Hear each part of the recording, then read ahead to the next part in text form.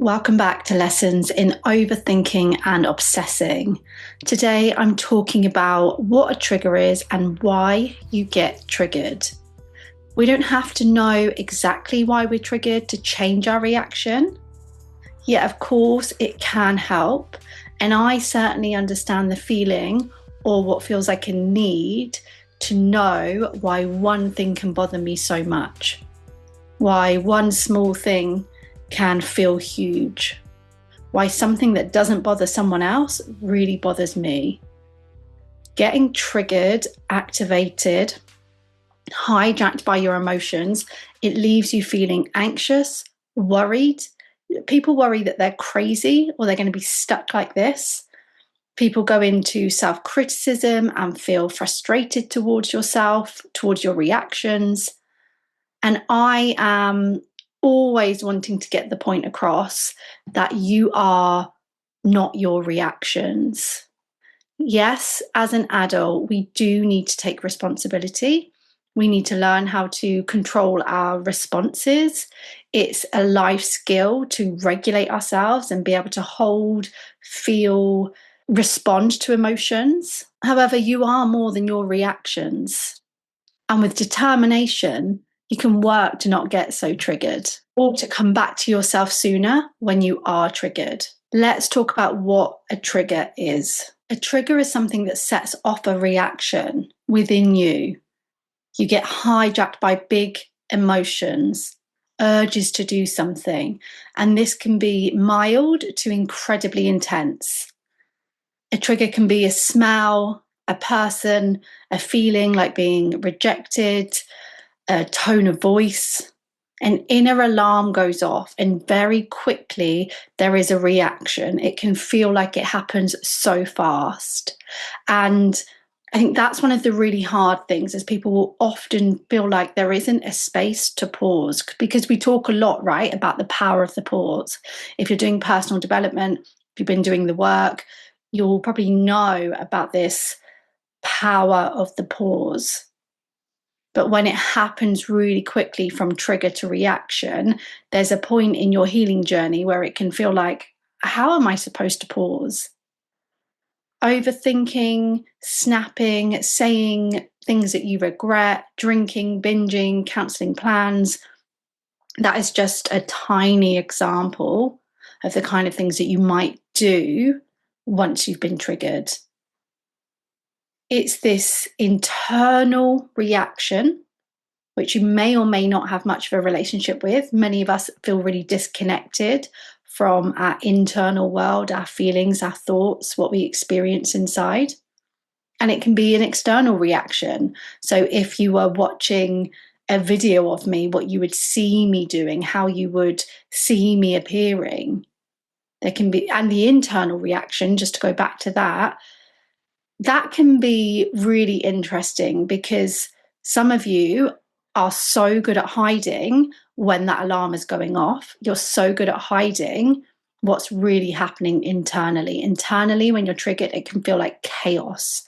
And on the outside, people can hide it. If you're listening here, I would say that the people that this podcast reaches, we're probably thinking about when you're getting triggered and your reaction feels excessive, like you feel like you can't calm down yourself. You feel like you might act out of character.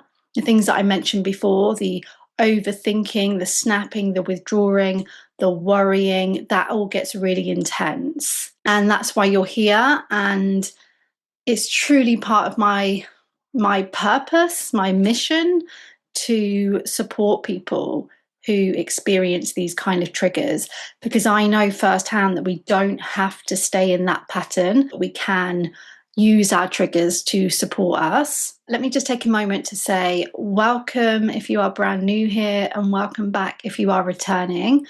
I'm Carly Ann. I'm a qualified therapist. I'm an attachment coach. I run this podcast. I'm active on Instagram, CarlyAnn_therapy. I am really passionate about personal development, changing our relationship with our triggers. You know, as adults, we don't have to stay in old patterns. And I know it can feel like, how do I get out of this? And I'm really really keen, and it's a huge part of the work I do, to help people to navigate that and to change your habits, to change your patterns. You can work with me one-to-one. I am working and thinking about sort of group online courses again, but that's going to come with time. I work so closely with people and their triggers because triggers show us where to do the work. You might not like how you react and may feel irrational, yet your trigger has so much potential to support you with your healing. Since graduating in 2011, I have dedicated my career to helping people respond differently to their triggers. And that makes me qualified to have this conversation. I have worked with so many people and have had the opportunity to ask over and over again, what triggers you? You know, to have deep conversations about those triggers and where they might have originated from and why these individuals get triggered by this trigger. So I wanted to share with you some of the core reasons people get so triggered. I'm going to share 4 reasons that I see most regularly in the therapy room. And listen, as you're listening to this, take a moment to land in your body. Know that we all get triggered. Know that we all have excessive reactions at times, even if you don't see it in other people, even if you have the belief that this is just you. I see it. I see it with people. People come to work with me and I see this time and time again. I can tell you that you are not on your own. This is not just you. As I read through these, if you feel yourself experiencing frustration, impatience, self-criticism, sadness, allow yourself to feel, ground yourself in the moment. Really try not to give yourself a hard time. These are human reactions, and the goal is never to not be human. So the first reason why we get triggered, the one that I'm sharing, I feel is the most common, when the reaction feels big, out of proportion to the situation, or you can't understand why you reacted this way, which is something that I hear time and time again, and you've probably heard yourself say, which is, why did I react like that? It's very often because something from the past is being triggered right now. We're talking about an unresolved trauma or memory or situation that was really stressful for you. Something about this present situation reminds your brain, your nervous system of something that's happened before. Like I say, an unresolved experience, painful memory, a sort of relationship dynamic.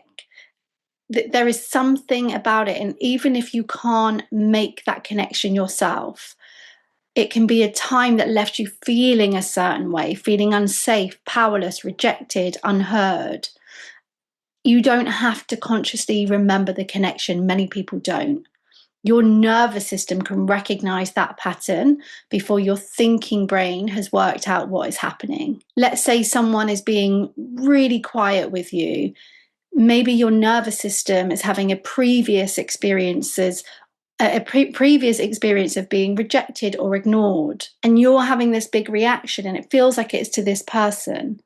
The present moment is different, but your body is responding through this old experience as if it's happening again. A second reason you might get triggered is if a boundary is crossed or something you value is messed with. Maybe these could be 2 separate. I'm putting them together. See how they land for you.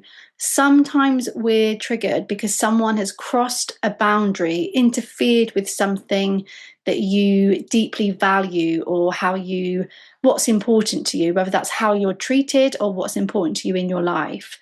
Maybe you value honesty and someone lies to you.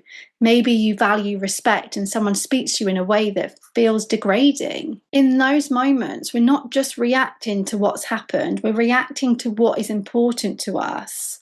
Our triggers can show us what matters to us. Our triggers can show us what our boundaries are, and sometimes where we still have work to do. And that, again, comes back to why I find our triggers as being such a powerful part of this journey.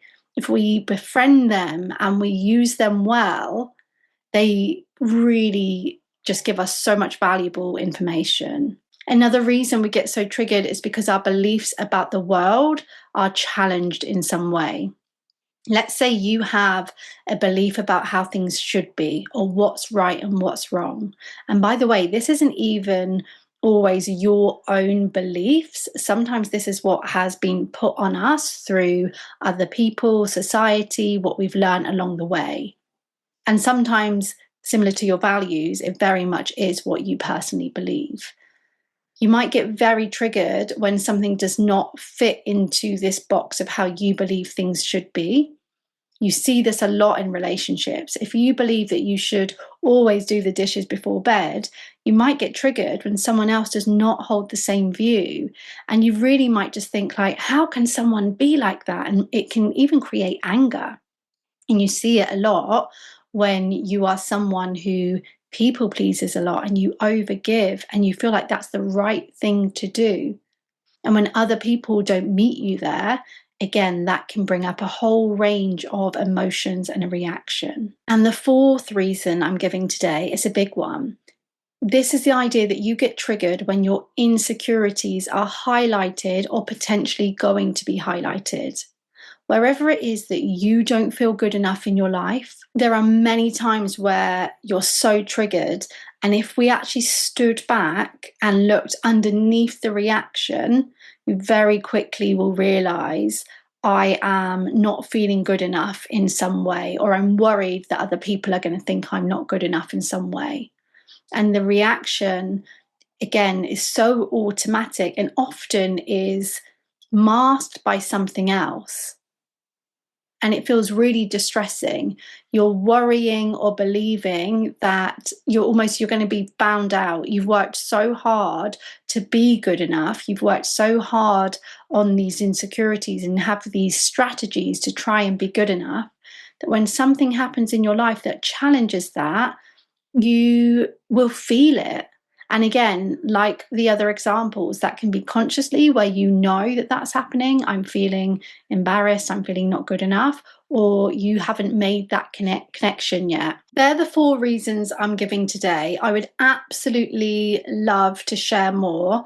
I'm a bit rushed for time today. So if you're listening on Spotify or YouTube, or you can comment or come over to my Instagram, carlyann_therapy. Leave a comment 1, 2, 3, or 4. Let me know if there is one of these that you would like me to dive in deeper to. Leave a 1 if you want an episode to understand more about how our unresolved traumas and stressful situations can trigger us. Leave a 2 if you want me to talk more about how our boundaries and values can create us being triggered. Leave a 3 if you want to hear more about how our beliefs about the world can create triggers. And leave a 4 if you want me to talk more about how your insecurities can create those reactions. The uncomfortable part about getting triggered is often the loss of control, the overreaction, especially when you know it doesn't match who you are and how you are when you're calm. When this reaction feels so automatic, I know it leaves you feeling helpless or worried about not being able to manage it. I know firsthand. I know because it is such a common bit of feedback that I hear in the therapy room or in the groups that I've done. The consequences or potential consequences of big reactions is often what leads to someone reaching out for help. It's happened one too many times. You've seen this same pattern play out over and over again, even though you keep promising yourself that next time will be different. It's interfering with your dreams, and a lot of the time it's creating problems in relationships. The first and most important step in working with your triggers is to increase your self-awareness. Once you're aware it's happening and that you're in these patterns, you can do things to build your self-awareness.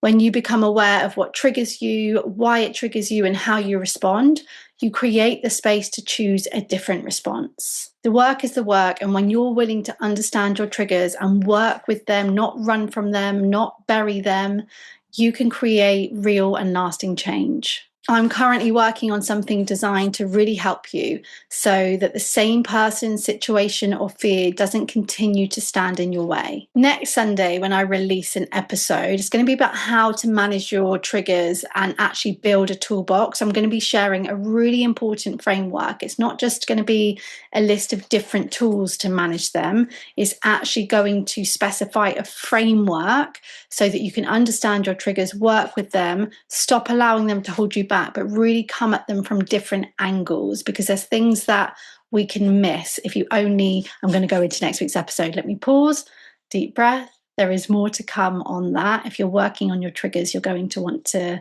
hear next week's episode as well. So make sure that you are subscribed, do all of the things so that you get notified of the next episode. If you want to work with me, you can book a one-off session or weekly sessions. I'll be doing a group online offer again at some point.